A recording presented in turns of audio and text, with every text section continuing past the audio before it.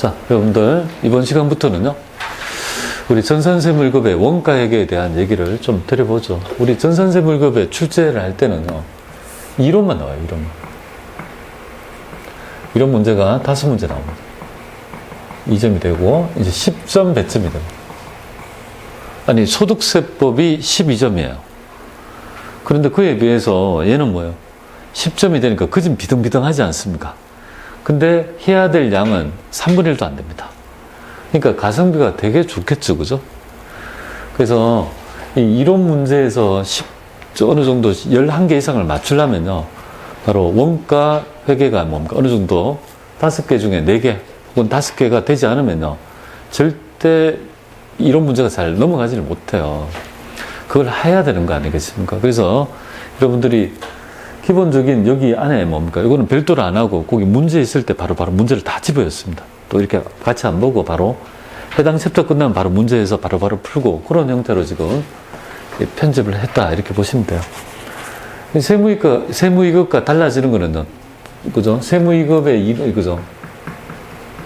범위에서 플러스 알파가 뭐냐면 표준에 들어가요. 그래서 요거가 되는데요. 지금 현재 제가 범위를 말씀드리면 이렇게 됩니다. 첫 번째, 원가에, 그죠? 분류가 나와요. 처음에 원가의 분류가 나오고요. 제조원가의 흐름이 나와요. 제조원가의 흐름. 세 번째 모형이 개별원가가 나와요. 개별원가 계산에서는 3개가 되겠습니다. 그래서 실제, 정상, 부문 이렇게 됩니다. 그 다음에 종합원가 계산 이렇게 나오죠. 네 번째. 종합원가 해서 이렇게 해서 3개. 일반적인 모형, 공선 모형, 등급별 원가 계산의 유형이 바로 결합원가가 됩니다. 결합 이렇게 제가 집어였고요. 5번째가 표준 원가 되겠습니다.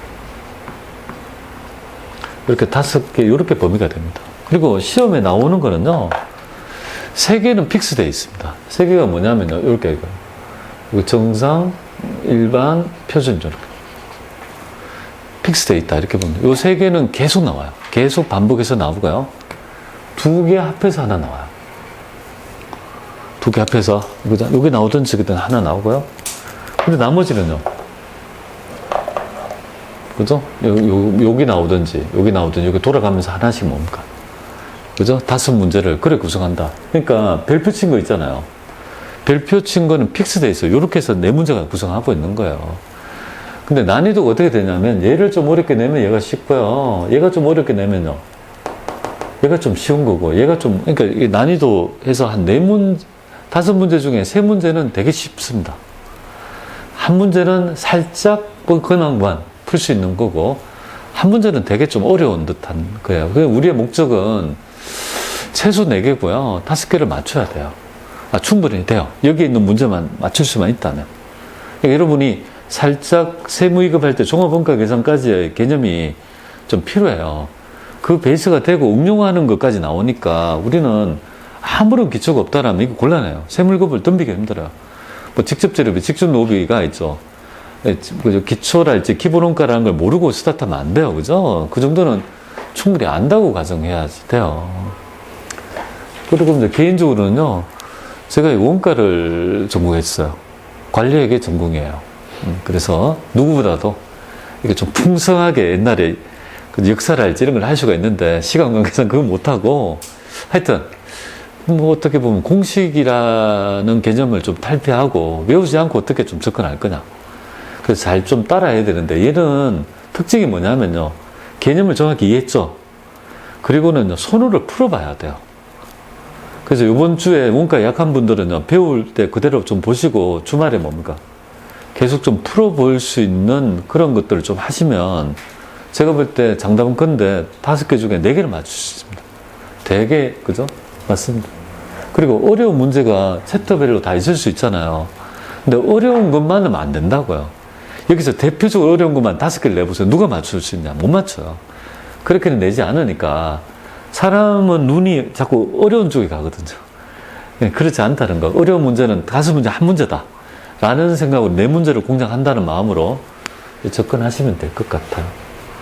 자, 그러면 이 챕터를 그냥 이렇게 해서 구분해서 쭉 이제 해봐야 될 거 아니겠습니까? 그래서 지금 이 편지가 어떻게 되냐면요. 내용을 전부 다 그죠? 얘기를 쭉 하겠지만요. 쭉 보면, 이게 챕터가 끝나면, 챕터가 이렇게 끝나잖아. 한 챕터가 이렇게 끝나면, 왜 이렇게 많아? 챕터가 끝나면, 뭐야, 이거 보여주려면 참 안 되네. 여기 문제가, 이렇게 뭡니까? 요약을 해놨어요. 그래서 한 페이지로 뭡니까? 여기에 대해서 요약을 딱 한 페이지로 끝냈어요. 챕터별로 이렇게 요약을 해놨어요, 제가. 그래서 이게 너무 많다는 분들은 요약을 딱 보고 요것만 보시더라도 우리가 필요로 하는 것들이 웬만큼 다 있습니다. 그 중간중간에 제가 챕터별로 요약본이 한 페이지 정도씩 딱딱 있거든요. 한 페이지, 원 페이지에 들어가 있고. 그래서, 이렇게 해서 좀 반복하시면 좀 되지 않을까. 이렇게 생각합니다. 자, 그러면, 이거, 이거 요약한다고 힘들었어요. 정말 해도 돼요? 옛날에 이거 열정이 있을 때, 되게 열정이 있을 때 원고를 만든 거잖아요. 10년도 더 된 원고잖아요. 10몇 년. 지금 새로 만들라니까요. 되게 혼이 나는 것 같아요. 일단 요거 기반으로 해서 지금 시간이 있으니까 한번 같이 들어가겠습니다. 제 개념을 잡아야 되니까요. 자, 첫 번째 보겠습니다. 일단 제조 원가의, 그죠? 원가액의 목적 한번 말씀드릴게요. 그냥 좀 군더더기 없이 하겠습니다. 자, 원가액의 목적은요, 세 가지의 목적을 딱 알아야 됩니다. 세 가지 목적은 아니고 세 가지 요소라고 해야 되지. 원가액에 하면요, 제조기업, 경영자, 내부 보고가 되어 있습니다. 되겠습니까? 여기 키워드다. 이렇게 보면 돼요. 그래서 원가회계를 얘기하면서, 그죠? 상기업. 아닙니다. 상기업은 모형이 필요 없습니다. 사서 파는 거니까 모형이 필요 없고, 만들어 팔 때 변형되는 제공품 계정이 있다 보니까, 원재료와 제공품 계정의 변동이 단기 제품 제조 원가잖아요. 그 모형을 어떻게 측정하는지에 따라 가지고 모형이 필요하니까 원가액이 필요한 거예요. 경영자, 외부 정보용자 안 됩니다. 내부 정보용자. 그러니까 채권자, 투자자를 위한 거다 틀린 겁니다. 경영자의 의사결정. 내부 보고.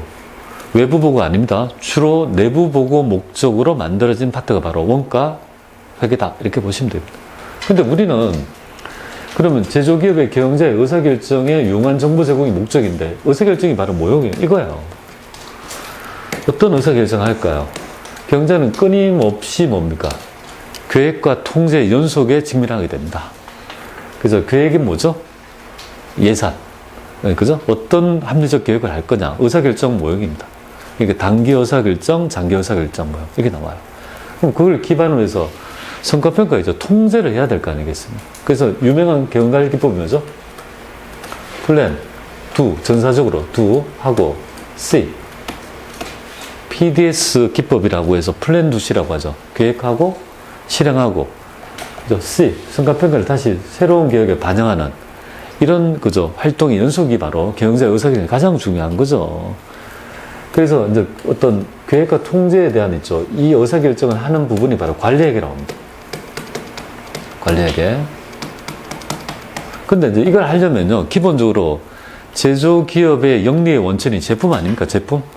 제조기업의 영리의 원천이 제품이니까 제품을 얼마 주고 만든지 원가라는 건요, 되게 중요한 정보 아닙니까? 이 제품의 원가는요, 계획에도 포함이 되고요, 이 통제에도 영향을 주는 거죠. 그럼 제품의 원가 측면에서, 그죠? 이거 원가 측면에서, 그죠? 하고 있는 파트가 바로 원가 회계가 되겠습니다. 그죠? 자, 이렇게 된 거죠. 그런데 이제 아쉽게도 우리 시험은 얘가 나오지 않아요. 얘가 나오지 않죠. 그러니까 재건관리사람 얘가 20문제, 얘가 20문제 나와요. 원가만. 근데 얘가 안 나와요. 근데 얘를 하려면 얘를 할 줄 알아야 돼요. 얘가 폼이 나는데 폼이 나려면 뭐예요? 밑에서 발을 막 적고 있어야 돼. 그죠? 위에는 우아하지만, 그죠? 벽조. 그것도 비슷해요. 얘를 힘들거든요. 계산하는 모형을 이해해야지 그걸 가지고 어떤 의사결정할 때 판단할 거 아닙니까? 얘는 안 하고 얘가 하려니까 힘든 거지. 그래서 여기 제품 원가 계산 있죠. 이 중에서도 우리가 몇 프로 배웠냐면요, 변동하고 이거 안 배우니까 한 70%밖에 안 돼요. 우리 시험 보면은. 생물급의 원가 회계 중에 70% 정도밖에 안 배운다, 이렇게 보면 돼요. 변동원가 같은 큰 주제를 빼버리거든요. ABC도 빼버리니까, 이렇게. 그러면 기껏 해봤자 뭡니까? 모형. 그러니까 기본적인 거 베이스 깔고요. 개별 종합 배우고 표현밖에 없어요. 뭐가 어렵다는 거냐, 그죠? 근데 뭐, 솔직히 어렵죠. 그죠? 저도 그랬으니까. 저도 원가 회계 처음에 배웠을 때 뭐야? 이렇게 생각했어요. 공식을 외우래요. 안 외워져. 외우래요. 안 외워져. 포기. 그런데 결국은 어떻게든 있잖아요. 이걸 해야 되니까 나중에 결국은 전공을 하다 보니까 이걸 어떻게든 깨쳐야 된다고요. 깨치고 이거 나가야 되는데 어떻게 할 거냐, 그죠? 고민을 빠지게 됩니다. 깊은 고민 속에 이렇게 하면 공부를 하면 좀 좋겠구나 하는 걸 생깁니다. 뭐 그런 것들을 간접적으로 여러분한테 조금 드릴 수 있다면 좀 좋지 않을까 이렇게 봅니다. 처음에 원가 계산에 정의가 좀 필요하죠. 원가 계산을 왜 하는지 볼게요. 그러면 기본적으로 원가가 뭔지 알아야 될 거 아닙니까? 원가란 제품을 만드는 희생을 화폐액으로 측정한 거. 그러니까 한마디로 말하면 원가는 희생입니다, 희생. 희생을 화폐액으로 측정된 가치가 뭡니까? 원가란 개념을 가지고 설명하죠. 용어 정의를 좀 해볼게요. 여러분 좀 아니까.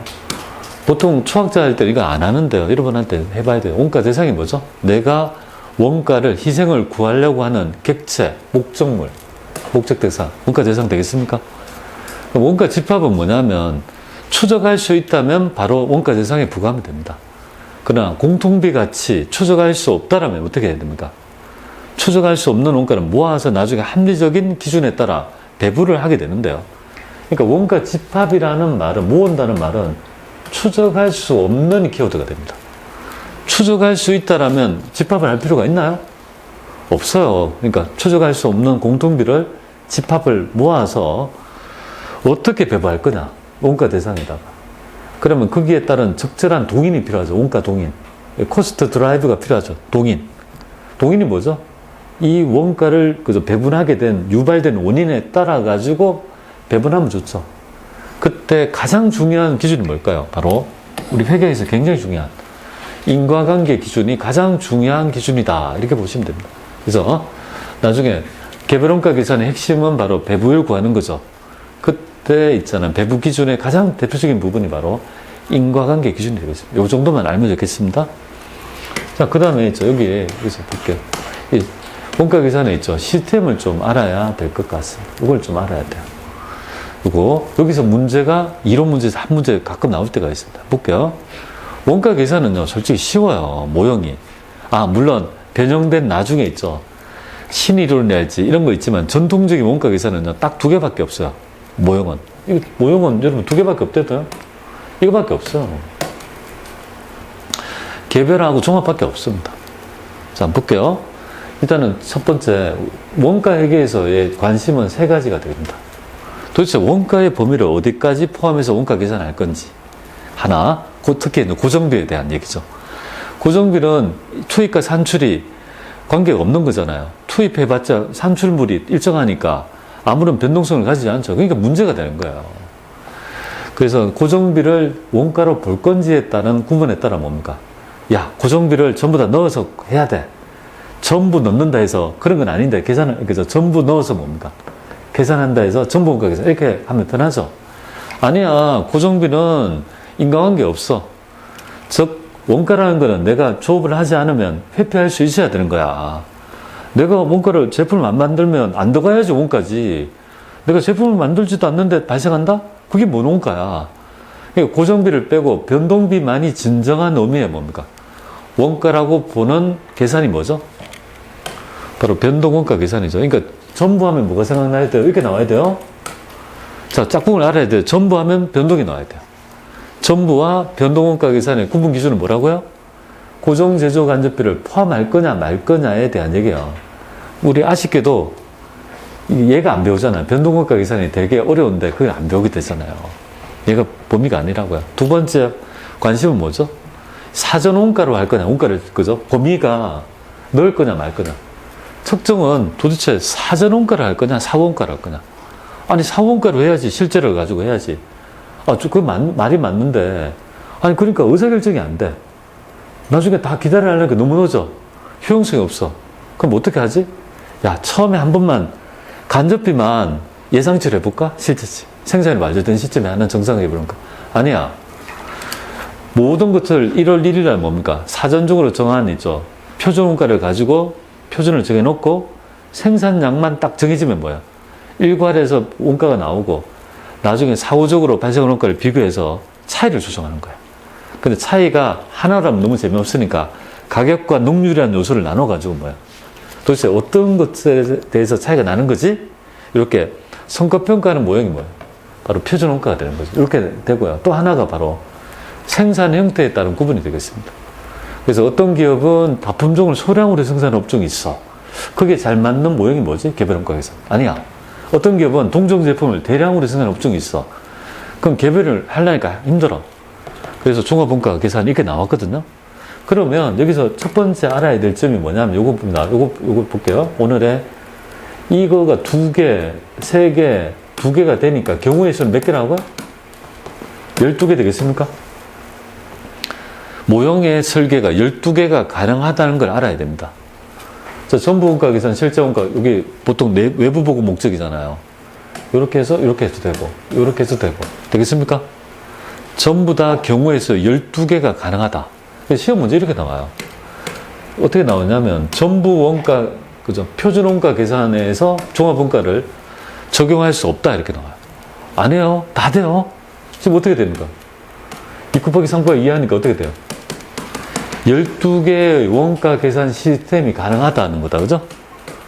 그러니까 어떤 게 또 다 가능하다는 게 전부의 종합도 되고 변동의 개별도 되고 다 됩니다. 그래서 이런 지문이 딱 나오죠. 뭐는 안 된다. 이렇게 나오면요. 그럼 오답이다. 이렇게. 그런 것들이 세무 1급에 나옵니다. 그러니까 그런 걸 먼저 좀 챙겨봐야 돼요. 세무 2급에는 없는 내용이니까 그걸 좀 챙겨봐야 될 것 같습니다. 제가 얘기했던 바가 여기 이제 배우게 될 겁니다. 이런 것들이 쭉 나오게 될 겁니다. 그죠? 그래서 여기까지 이제 기본적으로 했고요. 이제 원가의 분류를 해봐야 돼요. 원가를 분류하고 그 원가를 분류해서 뭡니까? 시스템에 대한 제조원가가 어떻게 흘러가는지 그걸 알아야 될 거 아니겠습니까? 자, 그 얘기를 다음 시간부터 제하고 같이 해보도록 그렇게 하겠습니다.